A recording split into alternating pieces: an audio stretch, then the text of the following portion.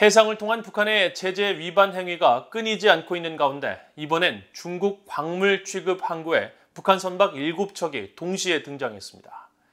개성공단에서는 한국 측 버스를 동원해 근로자들을 실어 나르는 정황도 포착됐습니다. 함지하 기자가 보도합니다.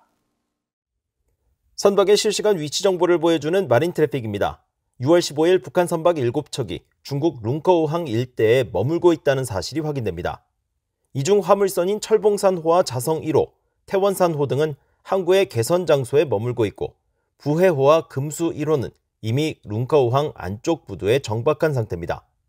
중국 산둥성에 위치한 룽커우항은 석탄 등 여러 광물의 야적장이 만들어진 광물 취급 항구로 이들 선박의 입출항은 일반적인 현상은 아니며 이곳에 등장한 북한 선박들은 제재 위반 논란을 일으켰었습니다.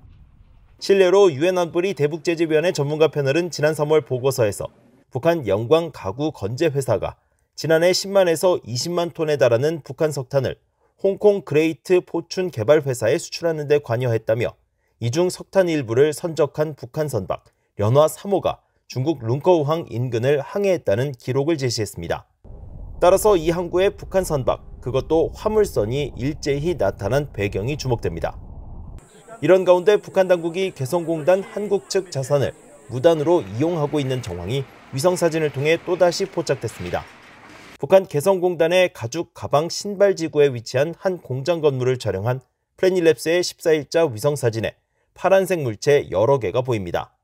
이 물체들은 과거 위성사진을 통해 대형 버스 9대로 확인됐었는데 지난달에 이어 이달 14일과 12일, 8일 등 구름이 끼지 않은 날을 중심으로 지속적으로 포착되고 있습니다. 북한 근로자를 해당 공장 건물로 실어 나르기 위해 동원된 버스로 추정됩니다. 북한은 개성공단 폐쇄 이후에도 한국 개성공업지구 관리위원회가 제공했던 현대자동차의 대형 버스 에어로시티를 무단으로 사용하는 모습을 보여왔습니다. 앞서 한국통일부는 지난달 정례 브리핑에서 최근 개성공단 내에서 차량 움직임 등을 포착해 북한 측에 사실 확인을 요청했다면서 북한이 한국 측 시설을 무단으로 재가동하고 있을 가능성을 언급했습니다. 하지만 북한은 개성공단 무단 가동 논란 이후에도 이를 중단하지 않은 채 지속하고 있는 것으로 보입니다. BOE 뉴스 함지하입니다.